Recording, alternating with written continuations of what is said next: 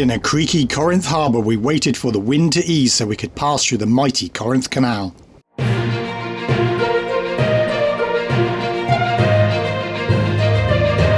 This is Intrepid Bear, a 40-foot sailboat off to explore the world with her crew Ian and Kate. Come aboard and let's see what's out there.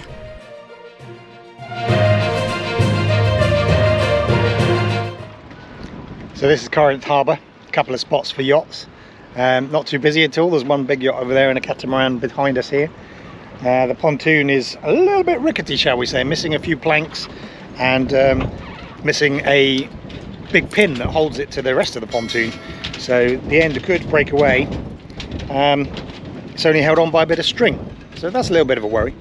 And it's only a little bit of string that's holding it on as well. So I'm going to put a bigger bit of string on, because I don't want the pontoon breaking away with 10 tons of Intrepid Bear attached to it. There's meant to be a pin in there that holds that end on, like this one. So it should be like that. And this string with the chafed bit there is basically all that's holding the end on. And obviously that pin, but that could easily break under the strain. So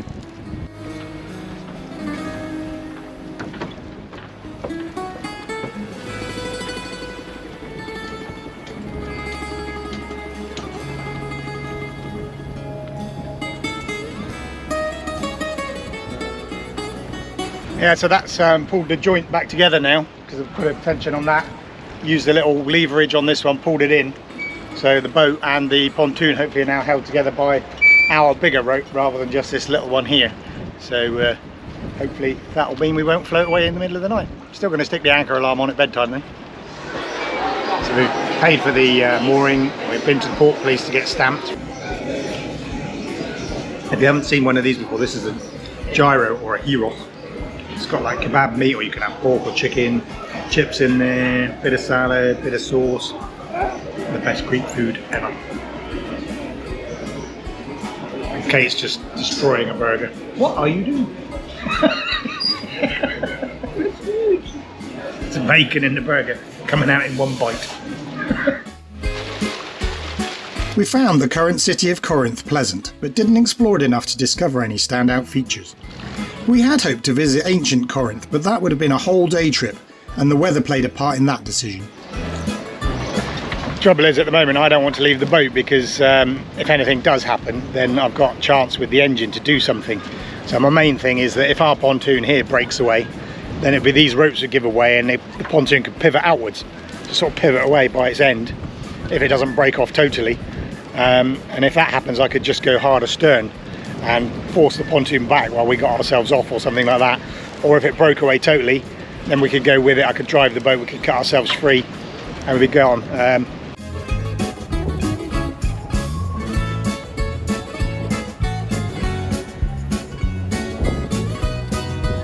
We were not the only ones the wind was causing problems for.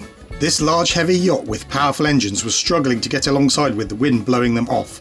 So they are using a warping technique where one rope is on and the engines are used to lever the boat around. This is a perfectly acceptable and normal technique on a strong, well-maintained dock.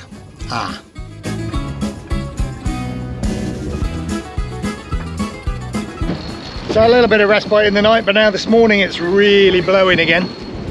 Seen 30 plus knots. Spray coming over the top here onto the dock.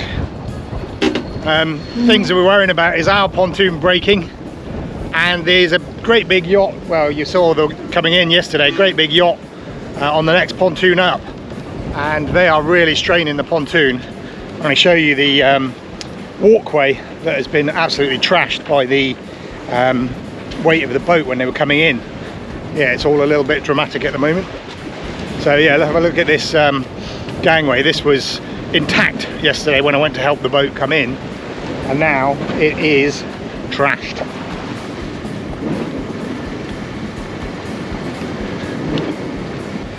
It's meant to be secured by two metal beams, but they're totally broken, and there's only bits of wood holding it on now. I don't hold out much hope of it surviving for long. You can see the size of the yacht at the end. Apparently she's steel, 45 tons with quite powerful engines, and I think that has really pulled the pontoon round when they were docking. Oh, face full of water. Pulled the pontoon round when they were docking, and has trashed the bridgehead. Only 2 yachts here. Anyway, you're not watching an episode entitled The Corinth Canal just to look at a dodgy old harbour, so let's go and see if we can find the main event. Going for a walk up to the canal, maybe, see how far we get. Suddenly it is windy. I mean, it's been windy on and off. Windy on and off all day, but it's going crazy right now. It took the best part of an hour to walk to the western entrance to the canal, and by the time we got there the wind had dropped away nicely.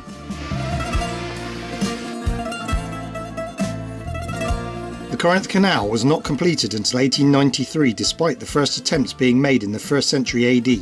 The canal connects the Gulf of Corinth in the Ionian Sea to the Saronic Gulf in the Aegean Sea, saving a long trip around the Peloponnese. It is 4 miles long, 8 metres deep and only 24 metres wide, meaning much modern shipping can't get through. However, it can save smaller vessels many miles. At each end of the canal there are road bridges that sink down to the bottom of the 8 metre deep canal in order to allow vessels to pass.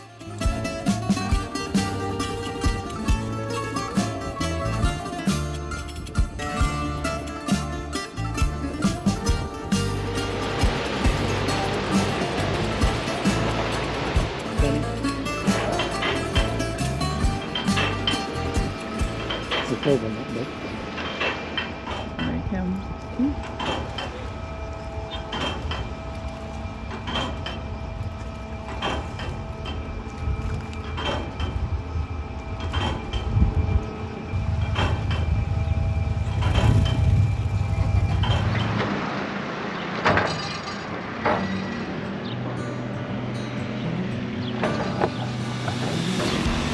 So before the canal, we actually used to physically manhandle boats from here across the isthmus, as it's called, on roadways, and we think this is probably one of the ancient roadways here, or trailways, that actually drag the boats up and over. You can see the drag marks in the concrete there, in the stones. Can you imagine actually dragging a boat all the way 4 or 5 miles across here? Not just a boat, a ship. So yeah, that's quite something.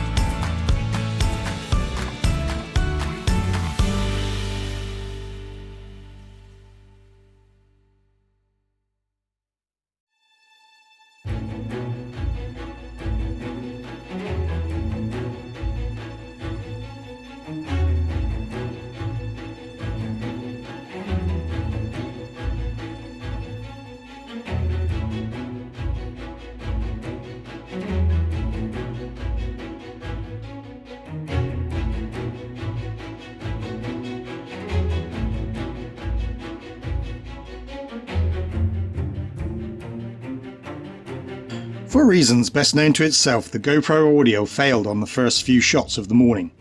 But the procedure for transiting the Corinth Canal from the western end is to call on VHF Channel 11 to request passage.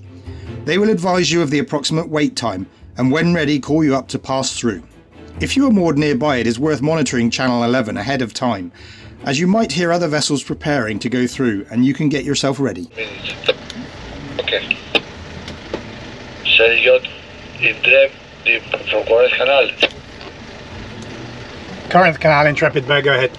Stand by Channel 1 on the Pacific Canal after 5 minutes. After 5 minutes, standing by 1-1. Sailboat Yatava from Corinth Canal. So they've just called, there's 4 sailing yachts out here. They called 2 of them and said 7 minutes. They called us and said 5 minutes. And there's also a motor yacht. So I think we're going to be at the head of the sailing yachts. But I don't quite know because they only called 2 of the yachts, not the other one. So we'll wait and see. Sailing yacht Goose from Corinth Canal. Sailing yacht Goose standing by. Proceed for your transit, follow the motor yacht. Roger, thank you. Sailing yacht Intrepid from Corinth Canal.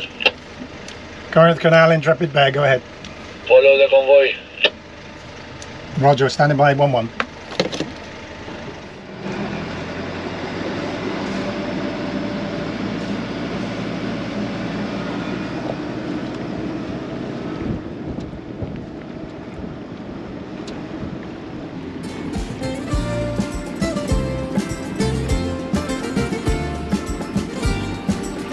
So that's farewell to the Ionian Sea. Once we get through the Corinth Canal, we're in the Aegean, which is the next sea across. So that's quite a thing. Farewell Ionian.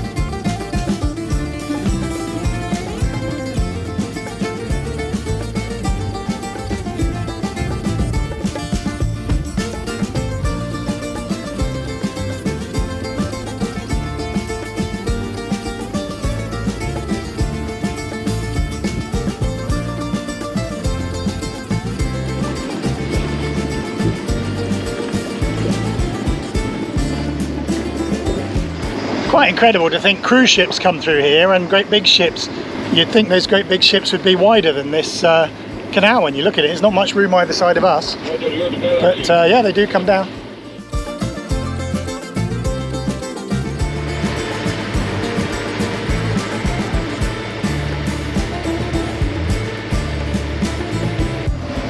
So I reckon this will probably be one of the bits that's collapsed not so long ago, and on that side, look, probably that's why the canal was closed for a long time.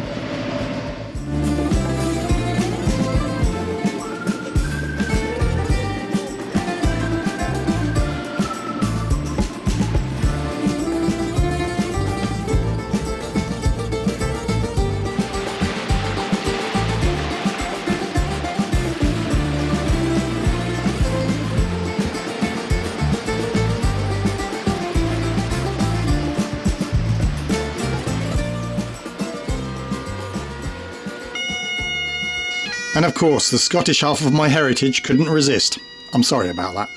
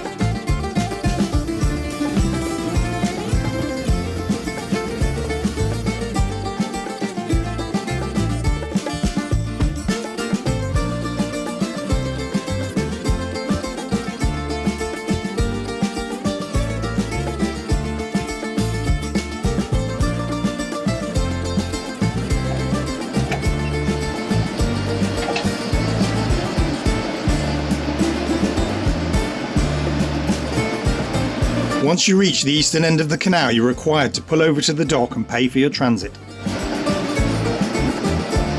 If making an east to west transit, there is no need to radio ahead. Just pull up at the dock and go and visit the payment office.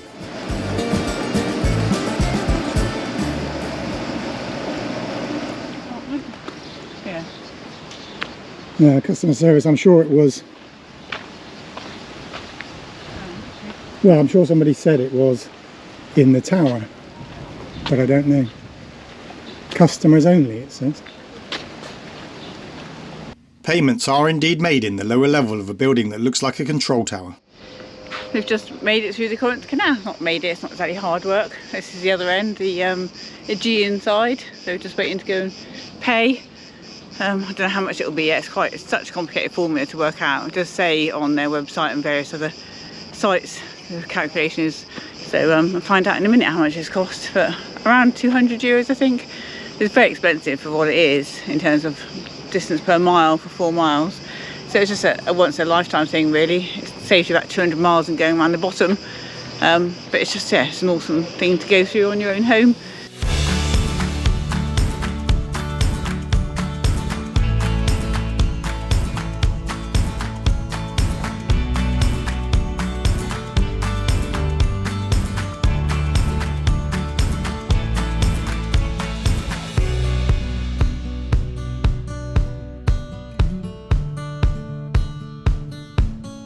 Thank you so much for watching. Please join us next time as we sail into the Aegean Sea.